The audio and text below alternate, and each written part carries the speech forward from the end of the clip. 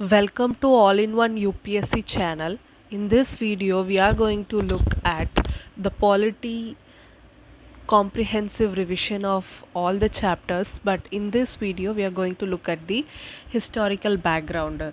This material is provided by Vision IAS in 2024. This is a comprehensive quick revision material, but still, if you want to cover every topic quickly and a revision purpose, this is going to be very helpful.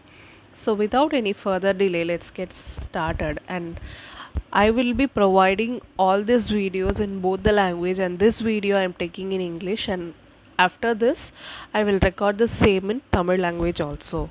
Shall we begin? Yes. So what is the main thing if we need to read or understand the polity of the our polity of our country? It is to understand the historical background. Anything if you read, you should know what is the history behind it, right? And also it is the favorite place or the favorite area of both UPSC as well as TNPSC. If you take it for your any exam, this part is going to be very, static in nature as well as very important. So what it is all about? So the constitution, evolution of constitution, we have to know that it is divided into two parts. So, first of all, what is constitution? So, constitution means it is either a written or unwritten form of uh, that is a regulation, acts. So, this kind of the regulations, acts, as well as the guidelines, like how people should behave, everything law and order. This is not a typical definition, but I'm just trying to make you understand what is constitution. So it's just a written or unwritten form of uh, rules and regulation, laws and acts, right? So this is something. So how it excuse me, how it has been formed in India. So we have two phases, that is company rule and crown rule. So what is company rule? Company rule has been started from, you know, if I draw the timeline, this is 1600, the British arrival of British, and later if I take 1770s, there starts the regulating act. Not just the immediate response they came, and not as soon as they came they started making regulations. It's not like that. They took some around 100 to 200 years, that is 2 centuries, they have took to start this kind of activities. So even the company first of all came here for the trade purposes. We have to look some modern history also, so in order to get into the track, right? So they have came in 1600 through Queen Elizabeth charter to establish their trade and kind of things in with India. During those times, the entire trade was occupied by Turkish Constantinople. So these kind of people were, dominant in the trade, seed routes and everything. So British targeted to find their own way and reached India following the many, British is not the first one to reach India. There are many people who reached India. So for this, I'm saying that we don't want to, deeply delve into everything, but still, we need to know how British came and what is their motto. That is East India Company. They came first and they started establishing their trade with India and monopolized the trade entirely. No other companies from the British can have this kind of trade relation with India. That is entirely monopolized by the charter of Queen Victoria. Right. So they started regulating the company affairs, and the company started slowly involving into the affairs of the Indians. They started into regulating their military kind of things. Simply to say this, the company started they started to involve into the internal affairs of the states and kingdoms, right? That is the thing. And one more thing is, to the explicit reason for the immediate establishment of the British rule is, the first thing is Battle of Plassey and Battle of Buxar. Yes, Treaty of Allahabad. So what made them anger, that is black hole tragedy. So these kind of things are there, and their immediate competent was French. There is a more rivalry, that there is a Anglo-French war. We cannot explicitly say this as Anglo-French war, but we can say it is between, Anglo-Carnatic, uh, Anglo-Mysore war, Anglo-Maratha war. This kind of things is not just a war between Indians and British, but indirectly it is a war between English and French. Okay, so we have to this kind of questions can be asked either in prelims or mains, whatever you're preparing, but you have to know what is the main reason. As this is a political science section, I'm not going to involve deeply into the historical part, that is wars and all. We will have this in separate session, but now we will know what is the immediate thing, that is it started from 1773. That is a regulating act. The company started regulating the Indian affairs, but that is the company political rights, the revenue jurisdiction, everything has been started by this regulation, which means they are getting into our politics. Then there, after the 1857 revolt, there is a proclamation of Queen again in Delhi, that is the post great revolt, which has happened by crown rule. Okay, which has been made by crown rule. So now we will know the important timeline, that is 1600. As I said, it is the arrival of British and grant of Diwani rights to East India Company by Shah Alam. So this is something I said, Battle of Plassey, Battle of Buxar is the foremost reason, right? So that is Diwani rights means what? The administration rights. It has been issued by Shah Alam to East India Company. After that, in 1773, there is a regulating act. The company has ruled from 1773 to 1858. Then we have Pitt India Act, sorry, Act of Settlement, that is 1781. We have Pitt India Act of 1784. We have Charter Act of 1813. We have Charter Act of 1833, Charter Act of 1853. These are the first it started as Regulating Act, then Act of Settlement. It named as Pitt India Act after the name of British Viceroy Pitt. So then we had Charter Act. Charter in Tamil we say Pattayam, right? So the important thing. Then after this 1858, when the crown rule is established in India, it was called as Indian Council Act or GOA Act. So this was the phase, that is you have to know when did this crown rule happen or started. 1858 to 1947, these are the time period. So slowly we will see one by one, so that we will have you know the understandings in a order in an order. Okay, so first thing we have is Regulating Act of 1773. Governor of Bengal was designated as Governor General of Bengal. Can you all repeat once again? Governor of Bengal is designated as Governor General of Bengal. See, this is India. Sorry for this diagram, but still, if you take this Bengal is centered for the administration in British India, because in this place there is more importance for the what, the trade benefits, the resources, the things they wanted, like indigo. The place was actually very helpful, or for the exploitation of them. It is becoming the center capital like place, that is Bengal. So Governor of Bengal now became the Governor General of Bengal. So the governor of Madras, Bombay were they made subordinate. These two were subordinates to this governor general, right? So next, the beginning of central administration began with this 1773 Act.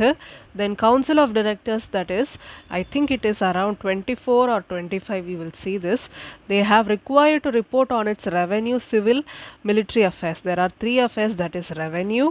Then we have civil, we have military affairs.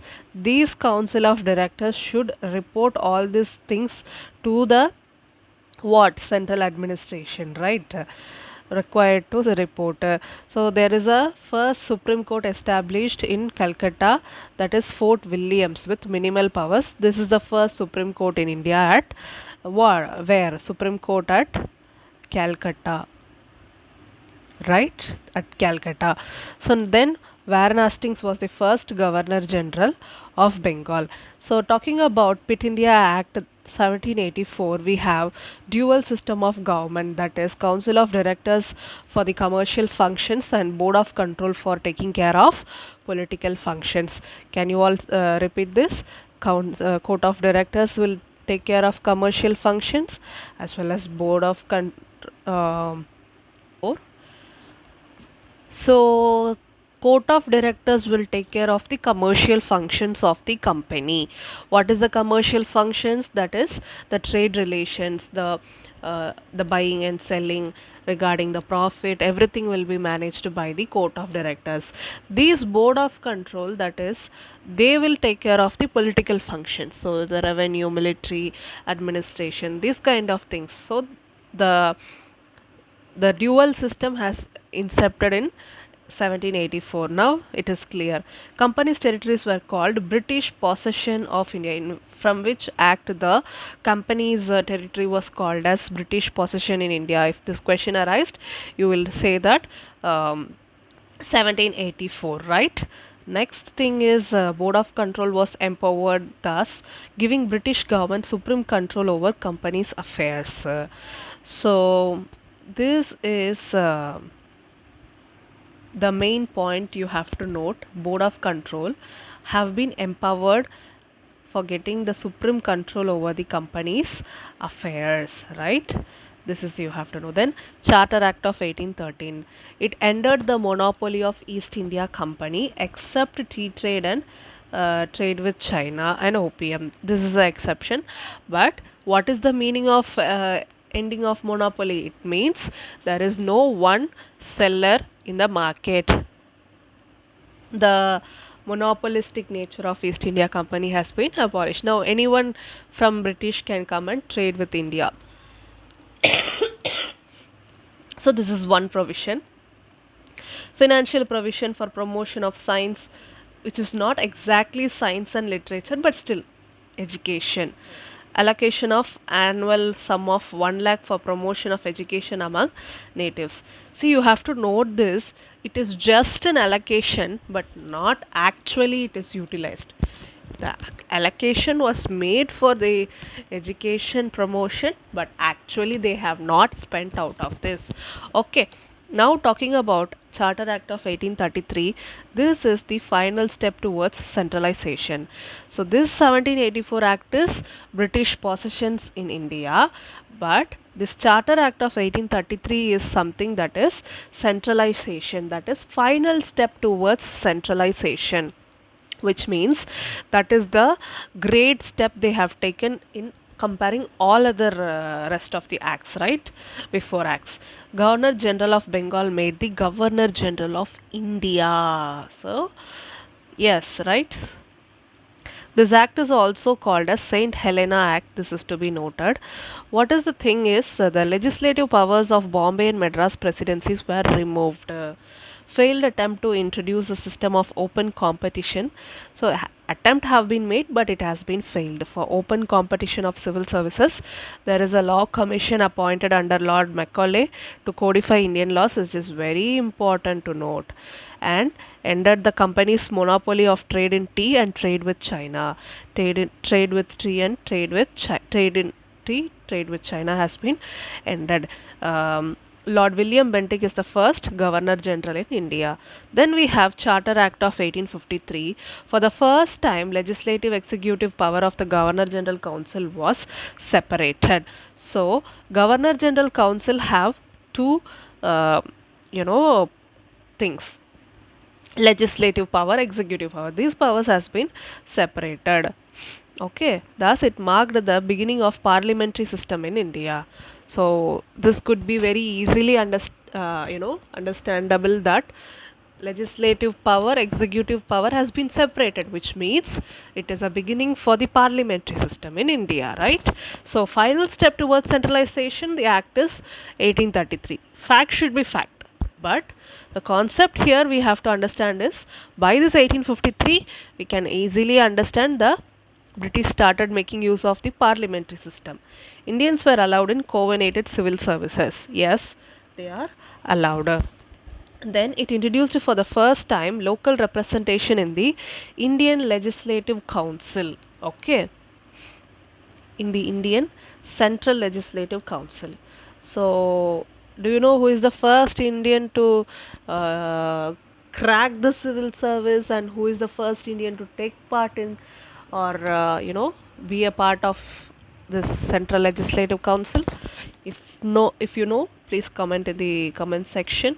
Now it is the Government of Indian Act of 1858. So this is a very tremendous act by Queen Victoria, which is, I think it came into existence since November 1858 in Delhi, um, or it is, I think it is Darbar Hall. I'm not sure, but still it is November. So the power from the company has been transferred to the British Crown, that is Government of India. Governor General of India was designated as Viceroy of India. So the new post called Viceroy of India has been made. That is nothing but the General Governor General has been designated as Viceroy. Another thing is, uh, Secretary of State post was established. These dual system, that is the earlier system of Board of Control Court of Directors, has been abolished. Lord Canning has become the first Viceroy of India. Lord Canning has become the first Viceroy of India. Who is that? Lord Canning, right? So next thing we have to see is Indian Council Act of 1861. Beginning of representative institutions, that is, the institutions like legislative or executive, it started, the indirect form of election, representative, these kind of things have started from 1861 Indian Council Act. Initiated decentralization as legislative powers of Bombay and Madras presidencies were restored. So once it was abolished, in which act? 1835, I guess. um, yes, 1833, not 35, but 1833 act. The powers of Bombay and Madras was abolished, but it has been restored in 1861 act. Portfolio system has been recognized, and ordinance power of viceroy. Okay, so what is portfolio, ma? It means health department or education department, or you know this kind of things we have, right, in the name of ministries, women empowerment. So this kind of, next is new legislative councils established at Bengal, Punjab and Northwest Frontier provinces, right? Then we have Indian Council Act of 1892. The non-official members has been increased in central and provincial legislative council with the sufficient count of Indians, but still it is like non-official only.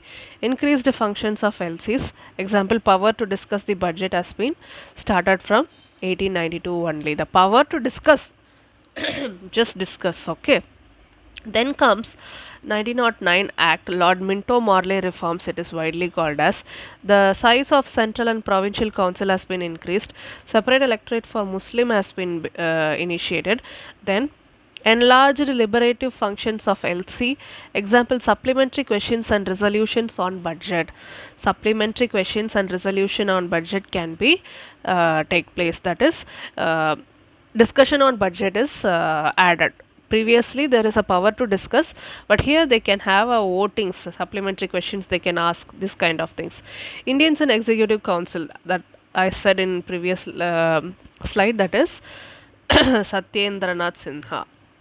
If you have commented before itself, then well and good for you, kudos to you. So now we are going to see Government of India Act 1919. It is Montague-Chelmsford reforms. So Montague-Chelmsford reforms, you have to note that introduction of responsible government. The diarchy was introduced at provincial level, division into transferred and reserved subjects. This now we have central list, state list in schedule what, seventh schedule, right? So this is something has a very great contribution to our constitution.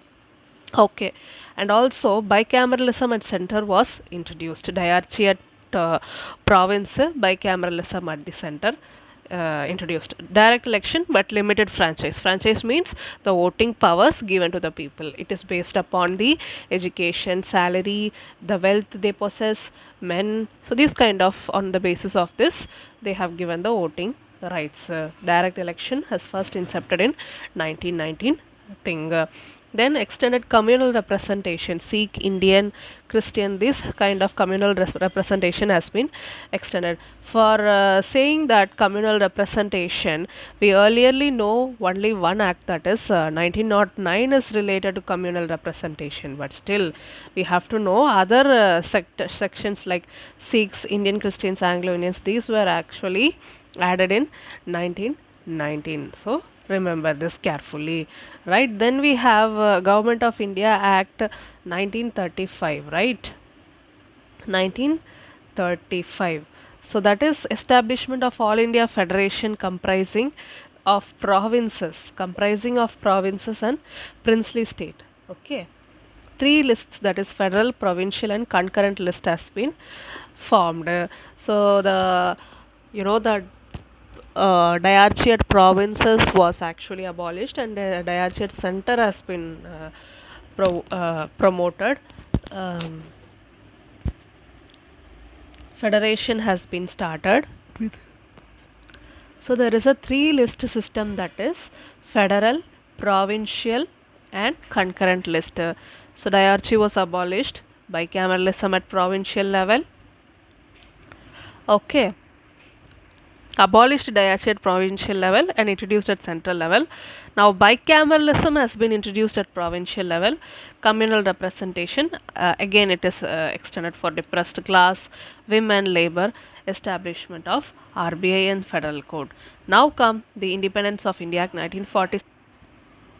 So sorry for the inconvenience. Now we are discussing about the end of British rule, that is 1947 Act, abolished the office of Viceroy and Secretary of State. Constituent Assembly has got the power. So that it is a separate topic, how the Constituent Assembly formed the interim government. So talking about this act, these are the things. The power has been transferred to the Indian government, and princely states got the freedom to join the dominion of India or Pakistan or to remain independent. And it is a separate story that how Sardar Vallabhbhai Patel took steps to join or integrate some of the states like Hyderabad, Jammu and Kashmir. Another one is Saharanpur, I guess, but not sure.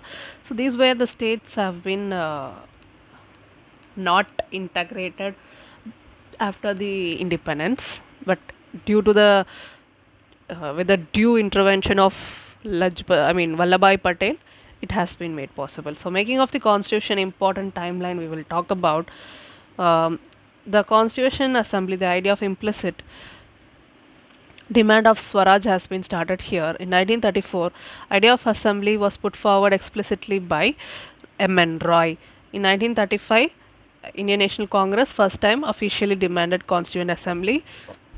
In 1940, the August offer, the demand was accepted in principle.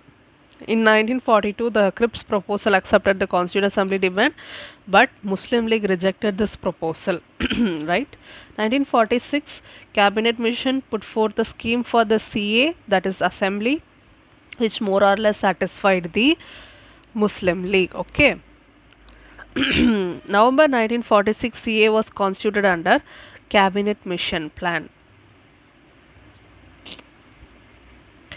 So here we have to talk, that is 9th December 1946 is a remarkable, which means the temporary president has been elected, Dr. Sachidananda Sinha, and it is the first meeting happened 9th December 1946. 13th December 1946, Jawaharlal Nehru moved a objective resolution which became a basis for the preamble of our country. That is, it has been unanimously adopted on January 22, 1947. Then comes 1947 Independence Act. We have earlierly seen that CA has become a fully sovereign body. The legislative body has been chaired by Mavlankar for the first Parliament of Free India. Strength has been reduced to 299 as some, Muslim League members has shifted to the Pakistan, withdrew from India. Then comes 26 November 1949, that is, the motion of draft constitution was declared as passed. It contained a preamble, 395 articles and 8 schedules. Then comes 26th January 1950, was chosen as the date of commencement. Reason, Purna Swaraj Day was celebrated on 26th January 1930 after Lahore session. Okay, so now we are talking about the objective resolution, which is a base for the preamble. India independent and sovereigns. So, which is the topmost thing? Which has the topmost power? India is sovereign. The power is rest with the people. Okay. Promotion of peace and welfare. Safeguard for minority, tribal and backward class became basis of the preamble of constitution. Freedom of thought and expression, justice, that is political, social, economic, this has been inspired from Russian constitution. All power derived from people. So these are the points you have to know about thing, that is subjective resolution. So what is the composition of the Constituent Assembly power? The total strength is 389. Of this, 296 were allotted to British India and 93 seats to the princely states. So who are partly nominated and partly elected? So the representatives of princely states, they are nominated by the head of the princely states. Okay, so these were the things. They have been elected by indirect election, proportional representation. So it consisted of Hindus, Muslims, Sikhs, Parsis representatives comprised. Gandhi was not a member of assembly. You have to note this point. So who are the drafting? What are the what are the major distributions in the Constituent Assembly? Committees of the Constituent Assembly. Okay, minor, major. There are 8 major committees, 15 minor committees. Uh, Among that minor committee, finance and staff, linguistic provinces is the important, others are not important. See this 8 major thing you have to know. Union power is vested with Jawaharlal Nehru committee because he is the prime minister, right? Union constitution is rest with the PM of that time, Jawaharlal Nehru. Provincial constitution rests with the committee. I'm talking about not the portfolio but the constitution committee. It's with Sardar Patel because he is the Iron Man, right? You have to know the logic behind it. Talking about province, he has the more influence on integrating the states into the Union of India. So the thing, Ambedkar drafting the constitution because he is a law minister. Then another thing is Sardar Patel advisory. Rules of procedure, Rajendra Prasad as he is the president of constitution. States, Jawaharlal Nehru again. So province constitution, states, you should not confuse with both things. Provinces Sardar, states Jawaharlal Nehru, steering Rajendra Prasad. Rules of procedure, steering both are Rajendra Prasad. So these are the things. Drafting committee members are Iyengar, N.G. Iyengar, A.K. Iyer, K.M. Munshi, Syed Ahmad Sadullah, N.M. Rao replaced by Mittar Krishnamachari. These are the persons of drafting committee. So now we are going to see about the advisory committee, five subcommittees. Who are they? Fundamental rights, J.B. Kripalani, minorities H.C. Mukherjee, Northeast Frontier Tribal Area and Assam excluded and partially excluded area, G.D. Bardoy. Then we have excluded and partially excluded area other than Assam, A.V. Thakur. If it is contain the word Northeast Frontier, it it means it is headed by Bardolai. If it is given excluded and partially excluded, that is A.V. Thakur, Northwest Frontier, tribal areas. These were the five subcommittees. So, what are the criticisms kept for the Constitution of India? It's not a representative body. There is no proper representation. It's not a representative body. It's not a sovereign body actually. These are the criticisms, kept for the Constituent Assembly. Actually, it's not sovereign. This constitution is ransacking of all the other nations. But I just defend this point that yes, we have ransacked all the constitutions of the world. We picked many things and copied, but still we cannot use the word copy. But still, we have a diversified nature and chosen which is the most. That time very we are like a newborn child, so we are learning things. Everything is very new. So in order to you know um get things on our own, like we have to do the trial and error. We do not afford those costs. We are already wounded, so we cannot do the trial and error and learn what is suitable for us and what not. We have to we have to do the ransacking, right? So we have to analyze the constitutions of the world and pick which is suitable for us, the right one. And Ambedkar and the committee members has rightly made decisions to represent the holistic nature of the country and also the diversified nature, including minorities. Everyone is being addressed, right? Distributive justice. And it is said that time consuming because nearly 3 years. In a compact way, we can say 2 years, 11 months, and 18 days, right? So these are the time taken, dominated by Congress. INC members has been directly came into this. Yes, right. The lawyers and politicians. A constitution is just for lawyers or for lawyers and politicians? Is it not for journalists? Is it not for people from cinematic background? People from the business people? Is it not for these kind of sectors? And why for politicians and lawyers? This is the criticism, not I'm saying, okay, dominated by Hindu community. These are all the criticism kept by various people, and you have to know the names of it. This is just a revision, so I could just say this is by Winston Churchill. This critics is kept by Winston Churchill. And Lawyer's Paradise, it's said by Weir, I guess, but I'm not sure. You have to Google this. So this is the wide revision session of the making of Indian Constitution. I hope this session gives you an insight how Constitution has been framed and what is the historical thing that has contributed to the beautiful uh, constitution which we have now.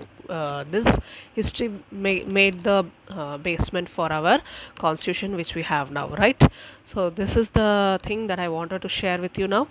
I will meet you in tomorrow next session with another topic, quick revision like this. Maybe I'll go into the features, salient features.